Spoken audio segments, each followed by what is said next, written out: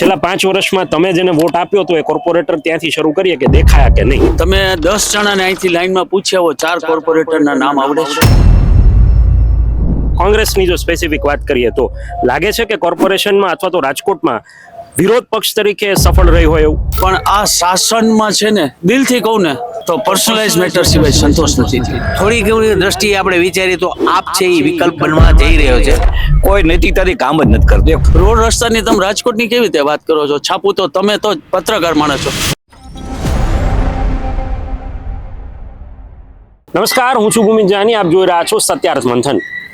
થોડા જ મહિનાઓની અંદર મહાનગરપાલિકાની ચૂંટણીઓ આવી રહી છે અને તેની અંદર પણ અત્યારે ગુજરાતની અંદર ત્રીજો પક્ષ એટલે કે આમ આદમી પાર્ટી એ 2020માં પણ બધા જ શહેરોની અંદર તેમને ઝંપલાવ્યું હતું અને ચૂંટણી લડી હતી.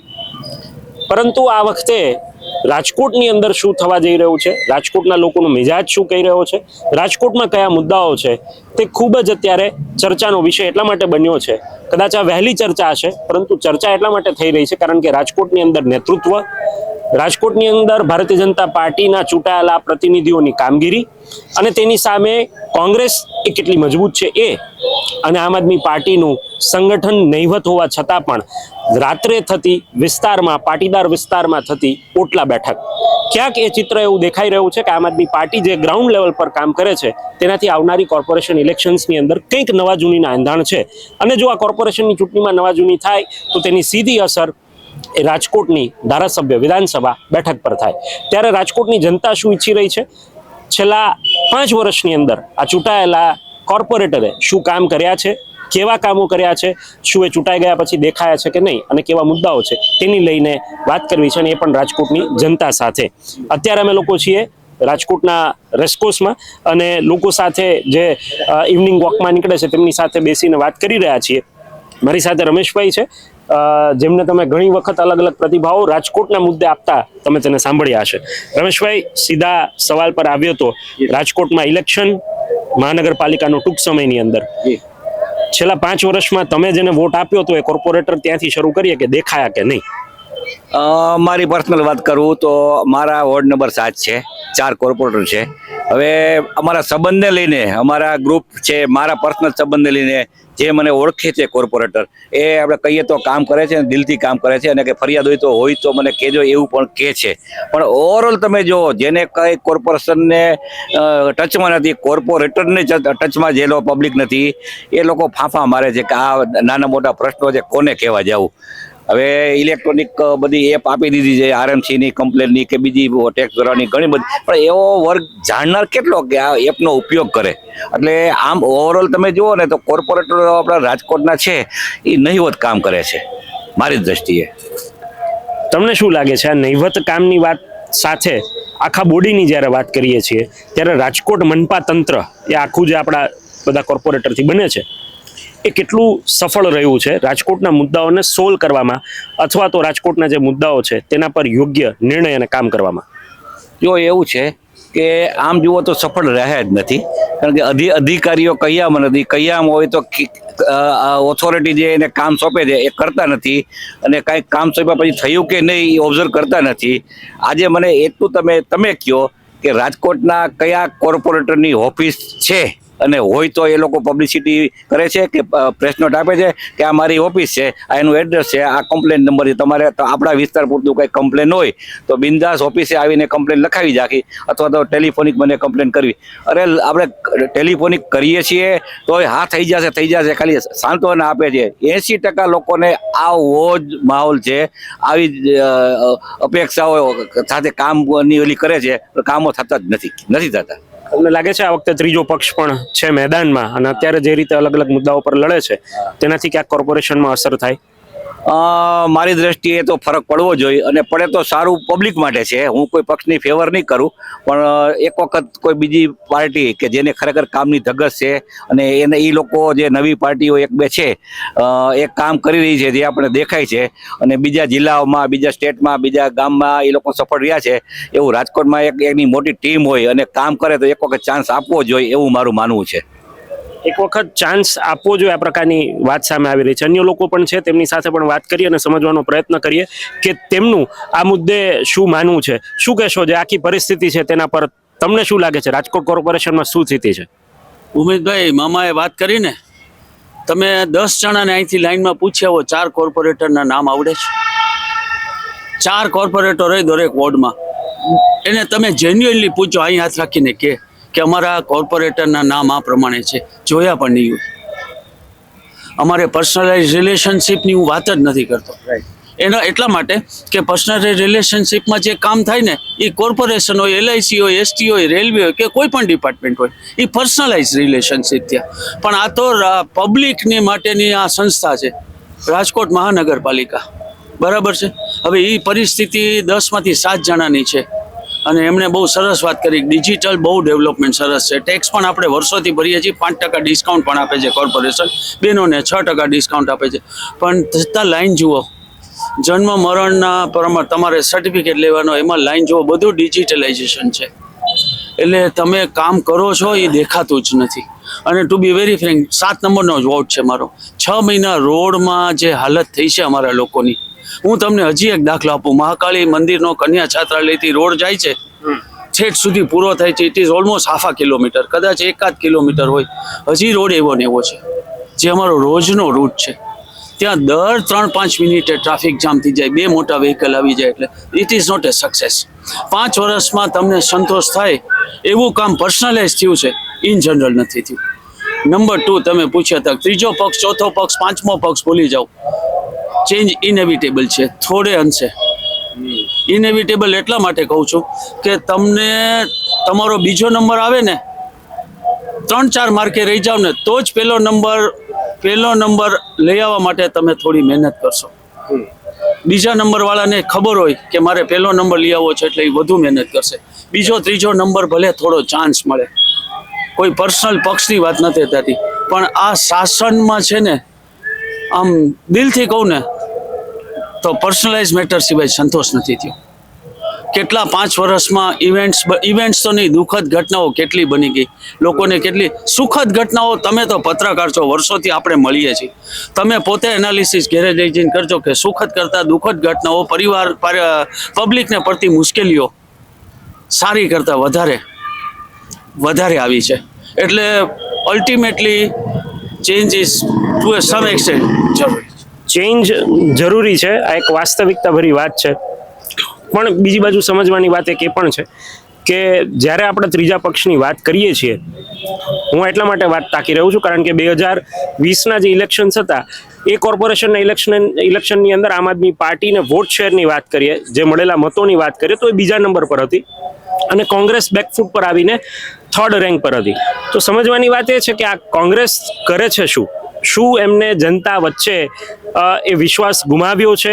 ગુજરાતની અંદર વિધાનસભાની અંદર વાત કરો તો તે પણ ધારાસભ્યની સંખ્યા કેટલી છે તે બધા જ જાણે છે, પરંતુ એની સામે કોર્પોરેશનની પરિસ્થિતિ શું છે તે મુદ્દા પર વાત કરવી છે. અને એટલા માટે અન્ય લોકો સાથે પણ વાત કરીને પૂછીએ કે એમનું શું માનવું છે. તમે શું કહો છો? કોંગ્રેસની જો સ્પેસિફિક વાત કરીએ તો લાગે છે કે કોર્પોરેશનમાં અથવા તો રાજકોટમાં વિરોધ પક્ષ તરીકે સફળ રહી હોય એવું?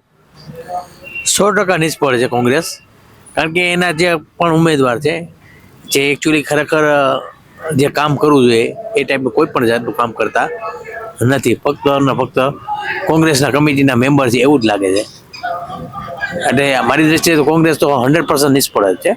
અને આવતી વિધાનસભામાં પણ જો અત્યારે એ ધ્યાન નહીં રાખે તો વિધાનસભામાં પણ એ સફળ થવાનો ચાન્સ 1% છે નહીં. આમ આદમી પાર્ટીનો વોટ શેર વધે આ કોર્પોરેશનના ઇલેક્શન્સમાં એવું તમને લાગે છે ક્યાંયથી? 100% લાગે છે. કારણ કે ભાજપમાં જે કોર્પોરેશન જે રાજકોટમાં છે એમાં જે કામ કરવા જોઈએ એ કોઈ પણ જાતના કામ થયા છે નથી. અને જે લોકોએ જે મેઇન જે બિલ્ડિંગ કન્સ્ટ્રક્શન લાઇનમાં તમે જુઓ તો જેટલા ટીપી કાંડ જે થયા, TRP કાંડ, ત્યાર પછી જે નેક્સસ બિલ્ડિંગનું અત્યારે ચાલે છે, પણ એ બધી વસ્તુ કહે છે કે આ વસ્તુ ઇલીગલ છે, પણ એની પર કોઈ પણ જાતના એક્શન લેવાતા નથી ડ્યુ ટુ ભાજપના મેમ્બર હોય એના હિસાબે. એટલે જે લોકો જે બોડીમાં છે એનું કાંઈ વસ્તુ થતું નથી. અને જનરલ માણસો એક પણ થોડું બી 5% બી એને ખોટું કામ કર્યું હોય એની પર તરત એક્શન લેવાય છે. એ ખરેખર હોવું ન જોઈએ. એટલે અમારી દ્રષ્ટિએ તો જો તો ભાજપ 100% નિષ્ફળ જ ગઈ છે આ લેવલે એક્શન લેવામાં. તમે કીધું ભાજપ નિષ્ફળ ગઈ છે આ લેવલે એક્શન લેવામાં, તો બીજો પ્રશ્ન એ પણ થાય, એક હતું શાસન, આ જ જનતાએ, એટલે એમાં હું પણ આવી ગયો રાજકોટના નાગરિક તરીકે, આપણે જ આપ્યું છે અને છતાં પણ આટલો અસંતોષ, તો આપવા પાછળનું કારણ શું? ક્યાંક એવું કે વિકલ્પ નહોતો એટલા માટે આપણે પ્રયત્ન કર્યો? યસ, એની સામે કોઈ સ્ટ્રોંગ વિકલ્પ નહોતો. અત્યારે થોડીક એવી દ્રષ્ટિએ આપણે વિચારીએ તો આપ છે એ વિકલ્પ બનવા જઈ રહ્યો છે, તો થોડો ઘણો સપોર્ટ એને આપવો એવું જરૂરી, ભલે સેકન્ડ રેન્ક આવે પણ તો જ આ લોકો જાગશે અને પબ્લિકના કામ કરશે, એ જરૂરી છે. પબ્લિકના કામ થશે એ વાત જરૂરી છે અને આ વાત લઈને જ આગળ વાત કરીએ છીએ. ફરીથી તમારી પાસે આવું છું, મને રાજકોટના લેવલ પર એ સમજવું છે, આપણું પોલ્યુશન જે એક્યુઆઈ છેલ્લા ઘણા દિવસથી ખબર છે રાજકોટની શું પરિસ્થિતિ છે, દિલ્હી જેવી એને નજીકમાં હાલત હોય એવું છે, ન્યૂઝપેપરમાં દરરોજ આંકડાઓ આવે છે. તો પોલ્યુશન કંટ્રોલની જવાબદારી જે સ્થાનિક તંત્રની હોવી જોઈએ, તેની અંદર દર ચોમાસે 3-4 મહિના એવા જાય છે કે નવો બનેલો રોડ એ પહેલા જ ચોમાસે ધોવાઈ જાય અને પછી ગેરંટીવાળા રોડના થીગડા લાગે એ આખો 3 મહિનાનો સમય ગયા પછી, કારણ કે ચાલુ વરસાદે કામ ન થાય. તો આ મામલે શું માનવું છે એઝ અ સિટીઝન, આપણે શું સમજવાની જરૂર છે અને અકાઉન્ટેબિલિટી કોર્પોરેટરની પણ થાય એ માટે એઝ અ સિટીઝન આપણે શું કરવું જોઈએ? તમે બે સવાલ પૂછ્યા, એક એક્યુઆઈ નો. ઓકે, એક્યુઆઈમાં there are two things to elaborate. પહેલી, પબ્લિકની અવેરનેસ પણ જોઈએ. બરાબર છે, તમે કઈ જગ્યાએ એક 4-5 સંસ્થાઓ સિવાય ઝાડપાન they are basic requirement pollution માટે, પોલ્યુશન કંટ્રોલ માટે. અને ટ્રાફિક વાહનો એટલા વધી ગયા છે કે તમે આમાં કોર્પોરેશનને વાંકમાં નહીં લઈ આવું. કેટલાક થીગડા મારે લોકોને કેટલીક જગ્યાએ પહોંચે, કન્સ્ટ્રક્શન એટલા ચાલે છે, કન્સ્ટ્રક્શન એટલે પોલ્યુશનના જેટલા એરિયા છે ને એ બધામાં રાજકોટ આગળ વધતું જાય છે. એટલે આ વર્ષે એક્યુઆઈ રાઉન્ડ 200 પહોંચ્યો હતો, it may come round to 300 next year. અને આ વર્ષે જ કે તમે આવું વધતું જશે, ઝાડ કાપતા જશો, વાહનો વધતા જશે, લોકોને એર કન્ડિશન હજી તો આવશે, ઉનાળો આવશે એટલે નાના લોકોને ત્યાં એર કન્ડિશન આવી ગયા છે. એટલે એ લોકો ડિઝર્વ કરે છે, ભલે રાખતા પોતાને પોસાય છે ને રાખે છે. એટલે એ બધી વસ્તુઓ ધ્યાન રાખીને દિલ્હીમાં આજથી જ આવ્યું ને કે તમારી પાસે પીયુસી નહીં હોય તો તમને સીએનજી ઓર પેટ્રોલ નહીં મળે. હવે સીએનજી પીયુસી આ લોકોની અવેરનેસ જોઈએ ને, મારે પૂરું થાય મારે સીએનજી પીયુસી લઈ લેવું જોઈએ. એટલે એક્યુઆઈમાં લોકોની પણ એટલી જ જવાબદારી છે જેટલી સંસ્થાઓની જવાબદારી છે, જેટલી જ કોર્પોરેશનની જવાબદારી છે. નંબર 2, રોડ રસ્તાની તમે રાજકોટની કેવી રીતે વાત કરો છો? છાપું તો તમે તો પત્રકાર માણસ છો, આખું ગુજરાત આ છે. આપણા રોનક પટેલ કયું ન્યૂઝ છે એમના, એબીપી ન્યૂઝ, છેલ્લા 100માંથી 30 તો રોડ રસ્તા ઉપર આપ્યા છે એને એપિસોડ પાડો. આ બરાબર છે.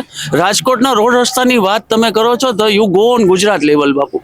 ગામડાઓના રસ્તા જુઓ, ઓલા ખાટલામાં બાંધીને સગર્ભા સ્ત્રીઓને લઈ જાય છે, ડેડ બોડી તળાવમાંથી ચલાવીને લઈ જાય છે, એવા કેટલા. આની ઉપર ધ્યાન આપો યાર. એટલે કોર્પોરેશન રોડ રસ્તાની તમે વાત કરવાના હો ને તો આમાં લોકોનો જરાય જવાબદારી છે નહીં. રોડ રસ્તા, લાઇટ, વીજળી, પાણી, આરોગ્ય, સુખાકારી, આ બધું એટલે ટેક્સ આપીએ છીએ એટલે નહીં, પણ આ તો બધું ઇનબિલ્ટ છે યાર. તમે મકાન બનાવો, કિચન હોય, બેડરૂમ હોય, હોલ હોય, સોફા હોય, એ બધું હોય ને એ રીતે આ તો બધું હોય બાય ડિફોલ્ટ હોવું જોઈએ ને. એટલે રોડ રસ્તાની વાત કોઈને પૂછશો ને તો સંતોષકારક નથી ને. એટલે ભૂમિતભાઈ આ તમે સ્પેસિફિક રાખજો કે રોડ રસ્તામાં 4 મહિના પછી નહીં, નસીબદાર છે કે વરસાદનું પ્રમાણ આ વખતે કમ્પેરેટિવલી છે ને કુદરતની દયાથી જોઈએ એના કરતાં થોડો ઓછો, પણ નતર આપણે હજી આમાં તો હજી આ થોડો કે સારા બહુ સરસ રોડ બનાવ્યા છે, જે બનાવ્યા ભગવાન કરે લાંબા હાલે. બાકી રોડ રસ્તામાં તો મજા કરો, બ્લેક લિસ્ટ કરો, પાછું કોઈ બીજા નામથી લિસ્ટિંગ કરાવી લે છે યાર. અચ્છા, મને એક બીજી વસ્તુ સમજવી છે, તમે આટલું એલાબોરેટ કરો છો એટલા માટે. રાજકોટની જરૂરિયાત શું હોવી જોઈએ? આઇકોનિક બ્રિજ, ચલો આપણે એવું નથી કહેતા વિકાસ ના કરો, પણ આઇકોનિક બ્રિજ, રેસકોર્સનું રિનોવેશન કરવું, આ બધું હોવું જોઈએ કે એના કરતાં બેઝિક ઇન્ફ્રાસ્ટ્રક્ચર, લોકોની લિવિંગ સ્ટાઇલ, લોકોનું લિવિંગ સ્ટાન્ડર્ડ કંઈક ઇમ્પ્રૂવ થાય એના માટેના વધુ પ્રયત્નો હોવા જોઈએ? આ તો બધું દેખાવાનું પેલું છે, એમ કે આપણે દેખાડો કરીએ છીએ. નહીં, આઈ વોન્ટ એગ્રી. આ બધું આઇકોનિક બ્રિજ છે કે તમારું જે આ લોકો ઇન્ફ્રાસ્ટ્રક્ચર છે નાનું કોર્પોરેશન ગવર્મેન્ટના સપોર્ટથી કરે છે ને, it's a need of a city. એ તો નીડ છે યાર.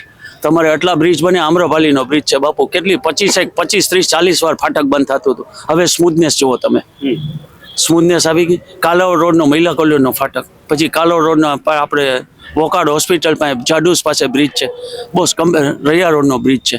એટલે it's a need of the city. એ તો બધું જોઈએ, એ તો કરે છે, એ બરાબર કરે છે અને સારું કરે છે. Let me be very clear. સમય લાગે ને દરેક કામમાં, અને તમે બીજે ના જતા શું ભ્રષ્ટાચાર છે ને કેટલી સમય લાગ્યો.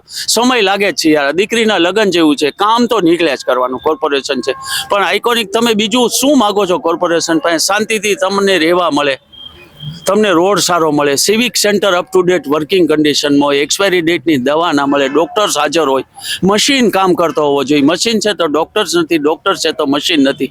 છે તો હમણાં ગઈકાલે હતું ધૂળ કાંઈ 3 કરોડના મશીન, બરાબર છે. એટલે કોર્પોરેશન થોડું કોન્સન્ટ્રેટ કરે એટલે કામ સારું નથી કરતો એવું તો કોઈ નહીં કે, એવું નથી. એનું કારણ તમને એટલું કમ્ફર્ટ લેવલ તો છે તમારું, પણ ઇમ્પ્રૂવ કરવાની જરૂર છે ને, જવાબદારી વધારવાની જરૂર. એટલે ઇમ્પ્રુવમેન્ટમાં શું છે ખબર છે કે there are 2 things. એક તમને છે ને, તમે રિસ્પોન્સિબિલિટી આપી દો કે આ થવું જ જોઈએ. એમાં કોર્પોરેશન અને એના અધિકારીઓ બધાનું સિંક્રોનાઇઝ થાય ને, સંકલન સરસ થાય ને, ઘણું સરસ થાય છે. નથી થતું એવું પણ નથી કહેતો, પણ there is a room for improvement. There is a huge room for improvement. Garden બનાવું યાર, સિનિયર સિટીઝનના ઘણા ગાંઠા ગાર્ડન છે. જાગનાથમાં ગાર્ડન નથી સિનિયર સિટીઝન માટે યાર. કોર્પોરેશન પાસે કરોડો રૂપિયાની જમીન પડી હોય, એક ગાર્ડન સિનિયર સિટીઝનનું, હું તો જાગનાથમાં રહું છું એટલે કહું છું, એક સિનિયર સિટીઝનનું ગાર્ડન બનાવે. એમાં રોડ ઉપર જવું હોય, સવારના 6:30 નીકળો, 4 કૂતરા પાછળ દોડે છે. ફ્રેન્કલી સ્પીકિંગ, આ તમને ગાર્ડન હોય તો સ્કૂટર મૂકી દો, 10 ચક્કર મારો, આવી જાવ ઘરે, એન્જોય યોર સેલ્ફ, બરોબર છે. એટલે બધું સારું છે ટુ સમ એક્સટેન્ટ. એક્ઝેક્ટલી ઇમ્પ્રુવમેન્ટની વાત આવી છે. વર્ષોથી આ કહેતા હતા અને અત્યારે બી કહી છે કે રાજકોટ રંગીલું શહેર છે, પણ 5-15 વર્ષ જવા દો, આ ગંદીલું શહેર થઈ જશે. કારણ કે જેટલા ગવર્મેન્ટ તંત્ર છે ને, એના કર્મચારીઓ છે, કોઈ નૈતિકતાથી કામ જ નથી કરતું. એક ફોર્માલિટી કરે છે, મારે સવારે 11 વાગે જવાનું, 5 વાગે છૂટી જવાનું, બસ કામના કલાકો કેમ પૂરા થાય. પણ નૈતિકતાથી કામ કરવું જોઈએ ને, એ નથી થતું. વર્ષોથી અમારો કે દર વર્ષે નવા રોડ બને છે, ડામર કાર્પેટિંગ થાય.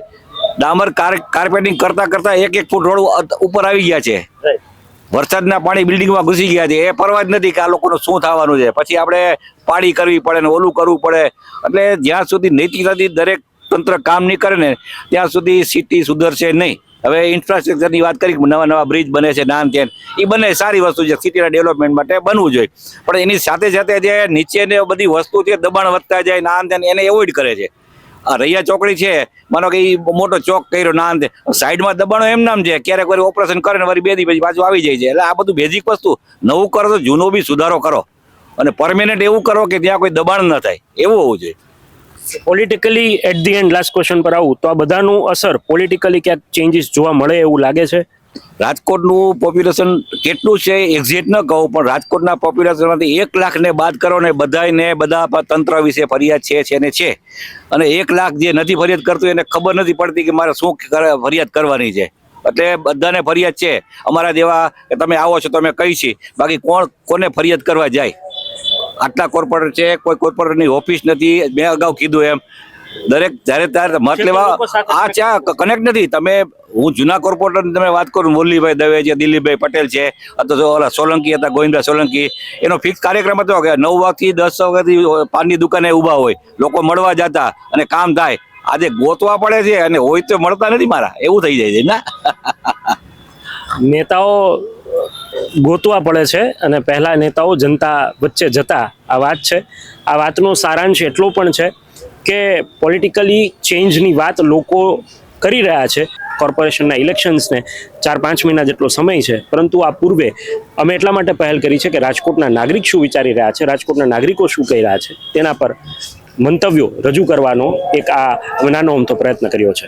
આપને આ વિડીયો કેવો લાગ્યો કમેન્ટ કરીને જરૂરથી જણાવશો, અને સત્યાર્થ મંથનની યુટ્યુબ ચેનલ સબસ્ક્રાઇબ કરવાનું, ફેસબુક પેજ લાઇક અને ફોલો કરવાનું ભૂલશો નહીં. ફરીથી મળીશું, ત્યાં સુધી રજા આપો. નમસ્કાર. સત્યાર્થ મંથનની યુટ્યુબ ચેનલ સબસ્ક્રાઇબ કરવાનું અને બેલ આઇકોન પ્રેસ કરવાનું, સાથે જ સત્યાર્થ મંથનનું ફેસબુક પેજ લાઇક અને ફોલો કરવાનું, અને ઇન્સ્ટાગ્રામ પેજ સાથે જોડાવાનું પણ આપ ચૂકશો નહીં. અત્યારે બસ આટલું જ. મને આપશો રજા. આપ જોડાયેલા રહો સત્યાર્થ મંથન સાથે. નમસ્કાર.